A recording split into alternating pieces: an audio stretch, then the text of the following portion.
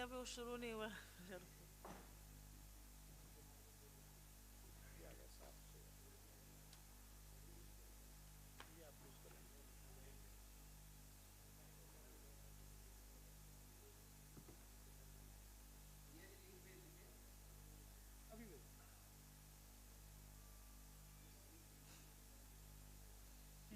तैयार है? आप सब लोगों को मेरा नमस्कार। एक अत्यंत गंभीर, चिंताजनक और महत्वपूर्ण मुद्दे पर आपके सामने आए हैं।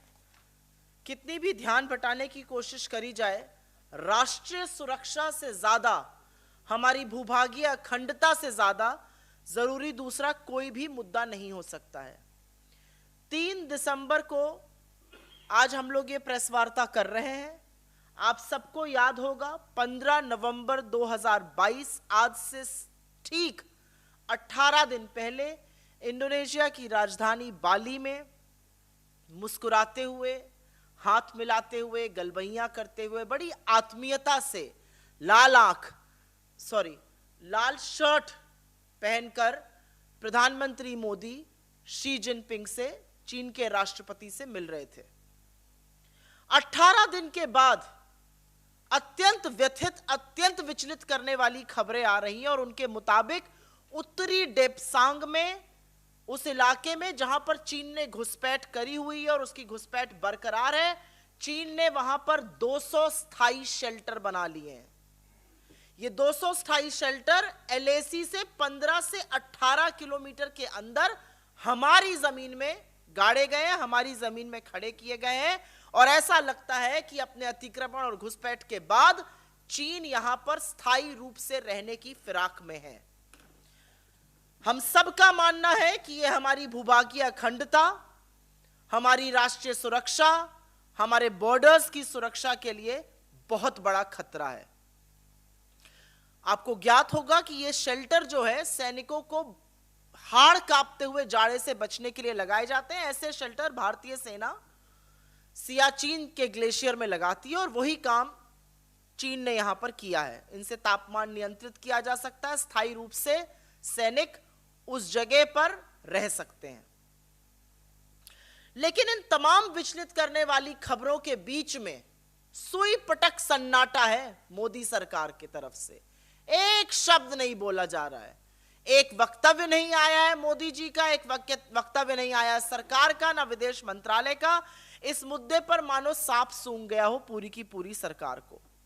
और याद रखिएगा, कुछ चरण चुंबक आपका ध्यान भटकाने की कोशिश जरूर करेंगे, लेकिन डेप्सांग और डेमचौक दोनों में चीनी घुसपैठ हुआ है, अतिक्रमण किया हुआ है।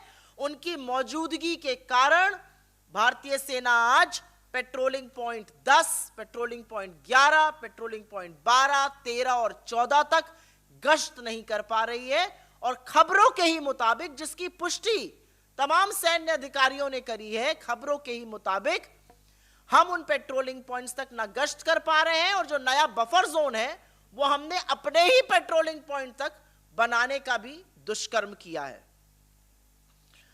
अब आपको याद होगा कि इस पर हम लोगों ने पहले भी इस मंच से बात करी और फिर से उसको दोहरा देते हैं कि ये डेप्सांग का इलाका इतना स्ट्रेटेजिक, इतना सामरिक क्यों है।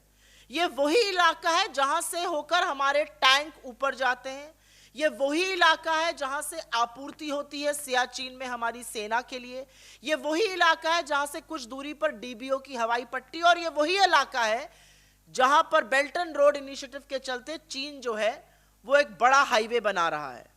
तो हर तरह से सरहद की सुरक्षा से, भूभागीय अखंडता से, राष्ट्रीय सुरक्षा से ये अत्यंत स्ट्रेटेजिक, अत्यंत महत्वपूर्ण इलाका है। इसके साथ खिलवाड़ रत्ती भर भी नहीं हो सकता है। लेकिन मुद्दे सिर्फ ये नहीं है, ये कुछ सैटेलाइट इमेजेस हैं जो हम आपके साथ अभी साझा कर लेंगे। कैमरे के लिए दिखा दे रही हूं, ये सैटेलाइट इमेजेस अभी हम आपके साथ साझा करेंगे, कलर्ड में और उभर कर आएंगी।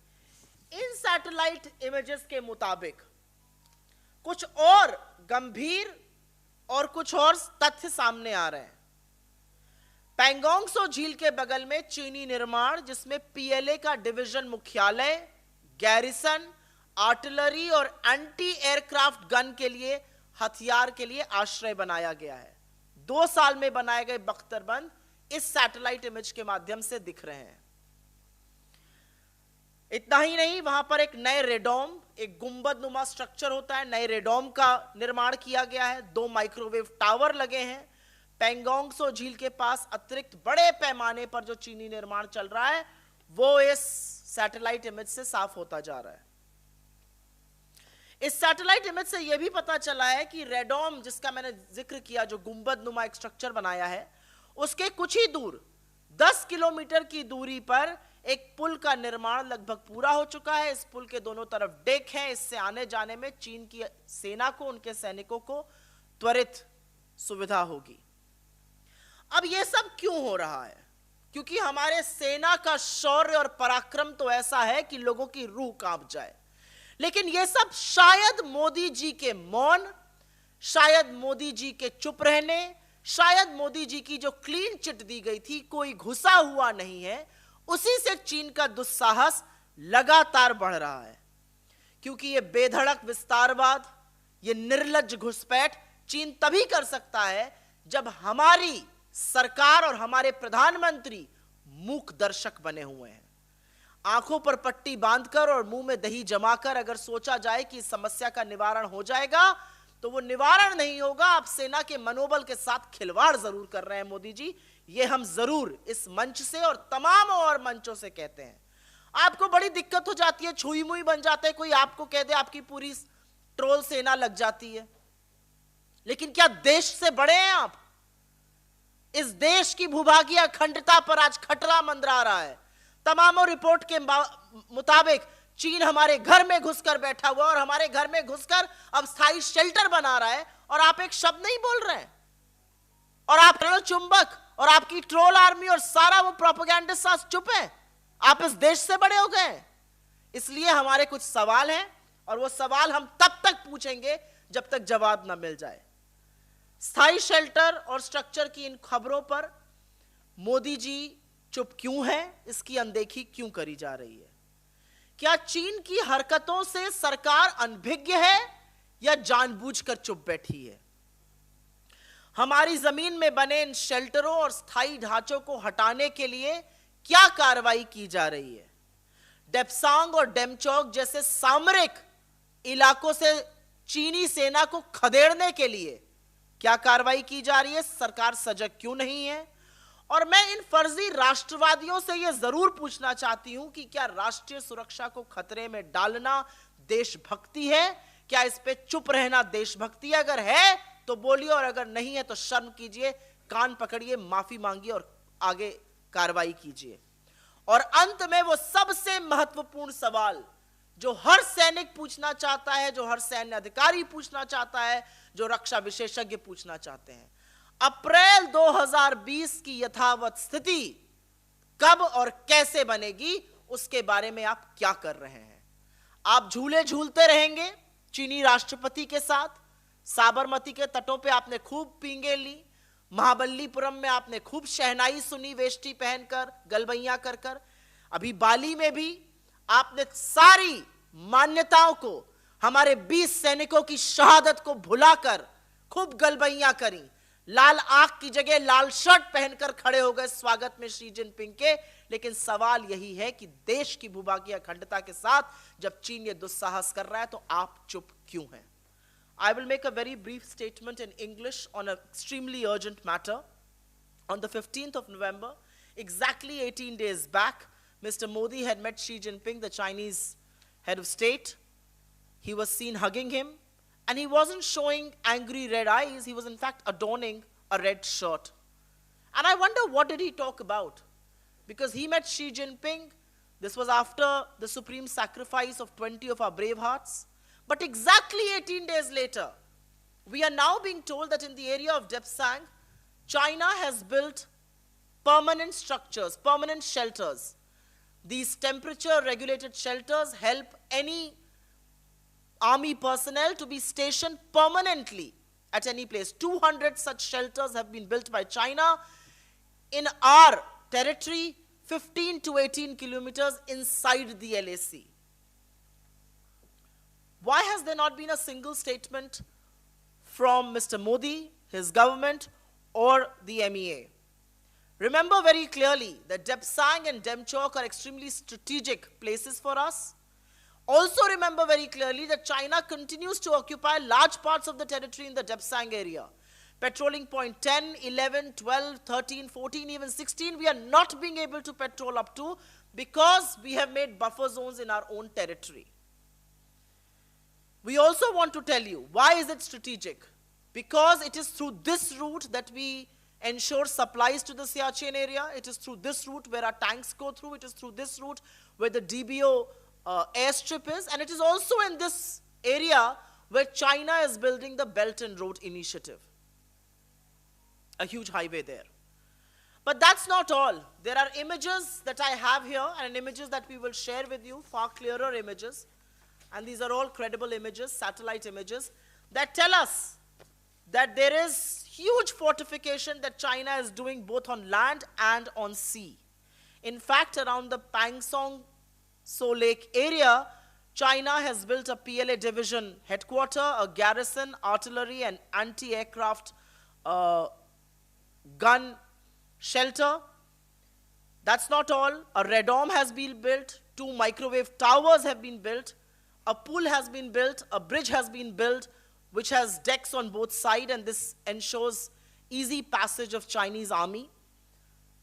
So where is China getting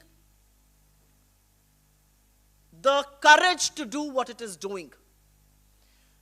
It is certainly not coming from our army, because our army can send people running for a cover any day that they want to and any day that they wish to. China is getting emboldened by the abject pin-drop silence of Mr. Modi and the clean chit that the Prime Minister has given that nobody has entered our territory. There is no other reason why China can do and get away with what it is doing. Mr. Modi is very touchy about anything that's said to him, any questions that are asked to him. You ask him a small question, his entire troll army, the right-wing propagandists, some of his silly spokespersons come out in defense. But is Mr. Modi bigger than this country?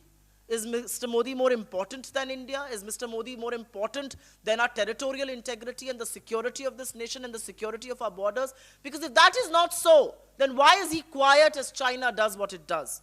We have only 5 questions for the Prime Minister. Why is he looking in the other direction when permanent shelters, permanent fortifications are being built by China in the Depsang and the Demchok area? What steps are being taken to remove these structures and fortifications? What steps are being taken to push away the Chinese from the Depsang and the Demchok area?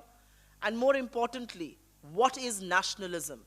You are so eager to issue certificates of nationalism to anybody that you warrant to. Is nationalism looking the other way and keeping your eyes shut and meeting the Chinese president with your open arms after 20 of your brave hearts have died? I think questions will be raised, and most importantly, the one question that the Indian armed forces are raising, the one question that several army personnel, past and present, are raising, defense experts are raising is, when will India return to status quo ante April 2020? And what steps are being taken to ensure status quo ante April 2020 is restored? These are important questions, and we will continue to ask them. Mr. Modi may continue to hide behind his troll army, but that will not stop us from asking these questions. हम वो कायर नहीं हैं जो चीन का नाम सुनकर चुप हो जाएंगे. हम सवाल पूछेंगे, चीन को पीछे धकेलेंगे और आपसे जवाबदेही तय कराएंगे. Questions are welcome, please. Suomoto first. अगर चीन पर और इस अतिक्रमण पे कोई सवाल हो तो पहले आप उसको पूछ लीजिए. We will raise it in every fora that we have access to, including the Indian Parliament. Because I think the people of this country deserve to know what is happening in China, and the people of this country deserve to know why is Mr. Modi so conspicuously silent. प्रधानमंत्री की चुप्पी अब यह देश बर्दाश्त नहीं कर सकता है. चीन जैसे मसले पर जब प्रधानमंत्री गलबैयां कर रहे हैं शी जिनपिंग के साथ, तो यह भी बताएं कि क्या बातें करते हैं. क्यों नहीं उनसे कहते हैं कि आप हमारी टेरिटोरियल इंटेग्रिटी में दखल अंदाजी कर रहे हैं. परमानेंट शेल्टर चीन बना रहा है, प्रधानमंत्री उनको सर्टिफिकेट दे रहे हैं, कोई घुसा हुआ नहीं है। बिल्कुल इस मुद्दे को, इस मामले को हर उस फोरम पे उठाया जाएगा जहां पर हमें एक्सेस है।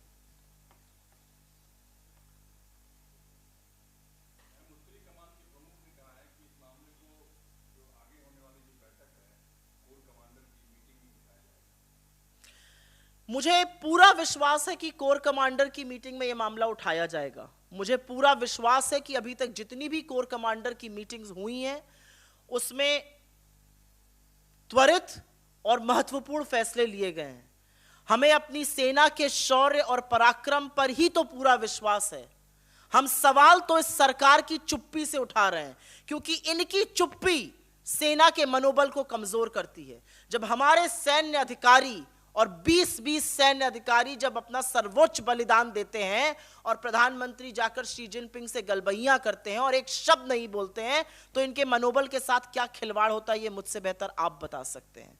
जब प्रधानमंत्री 20 सैनिकों की शहादत के बाद कहते हैं कि कोई घुसा हुआ नहीं था गलवान में, तो इन सैनिकों की शहादत पर और इनके परिवारों पर क्या बीतती है, कभी किसी ने सोचा है? जब सैन्य पराक्रम और शौर्य के चलते हम स्ट्रेटेजिक जगहों पर कब्जा करते हैं और वहां से पीछे हटा दी जाती है ये सेना, तो इन पर क्या बीतती है, कभी किसी ने सोचा है? जिस पेट्रोलिंग पॉइंट तक हम गश्त करते थे वहां से पीछे हटाकर उसको बफर जोन बना दिया जाता है, कभी सोचा है क्या बीतती है सेना पर? आपको क्या लगता है सेना पर क्या बीतती है जब चीन पर आंख में धूल झोंकने का काम मोदी जी करते हैं, कुछ ऐप बैन करके, और चीन को लगातार व्यापार बढ़ाकर देते जा रहे हैं। चीन सबसे बड़ा हमारा व्यापारी पार्टनर बन गया है। एक तरह से देखिए तो चीन का यह अतिक्रमण तो फंड मोदी जी कर रहे हैं। कोई और सवाल इस मुद्दे पर? ठीक है जी, बताएं।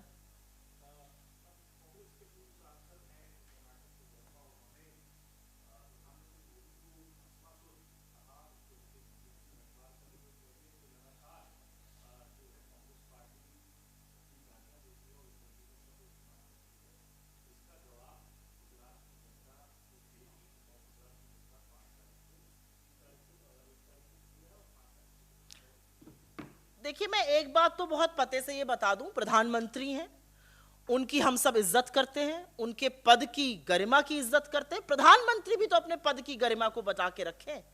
जब प्रधानमंत्री अपने पद की गरिमा को भूलकर उल जलूल बातें करते हैं, उल जलूल टिप्पणियां करते हैं, तो सुनने को भी तैयार रहे। हम उनकी बिल्कुल इज्जत करते हैं, लेकिन मैं आपसे पूछना चाहती हूं, ये छुई मुई बन के प्रधानमंत्री जी क्यों रहते हैं?